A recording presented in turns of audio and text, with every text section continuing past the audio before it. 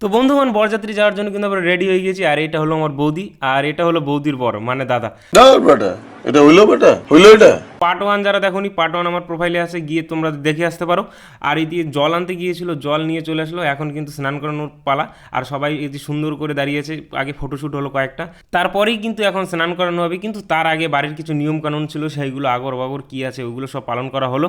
এখন কিন্তু এগুলো সব কমপ্লিট হয়ে যাওয়ার পরে আর সুন্দর করে বন্ধুকে ম্যারিনেট করা হচ্ছে, মানে হলুদ মাখানো হচ্ছে, এখন স্নান করানো হবে।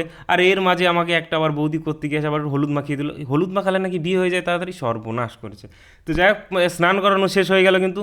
আর আমরাও একটু বন্ধুরা সবাই মিলে একটু আগে হলুদ মাখিয়ে দিলাম লাস্টবারের মতো, ঠিক আছে। আর আমরা কিন্তু এদিকে সব রেডি হয়ে গিয়েছি বরযাত্রী যাওয়ার জন্য। এই দেখো বরমশাই সব বেরিয়ে আসছে আমার বন্ধু। আর এই দেখো সবাই কি মানজা দিয়েছে, দেখো না, একদম চাকাচাক সব বৌদিরা সব পোজ দিয়েছে। আর এই যে বাড়ির আবার কিছু নিয়মকানুন আছে আগর বাগর, এইগুলো পালন করা হচ্ছে। তো গাড়িতে পুজো দেওয়া হলে কিন্তু আমরা বেরিয়ে যাব আমার বন্ধুর বরযাত্রীর উদ্দেশ্যে। আর বিয়েটা মূলত হয়েছে তোমার এই কী বলবো, ওটা কোথায় কোথায় কোথায়, পতিরামে, ঠিক আছে।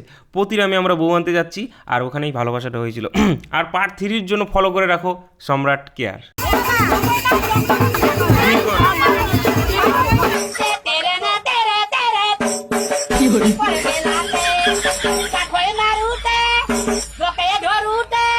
এগুলো এডিটিং করা যায় ভাই।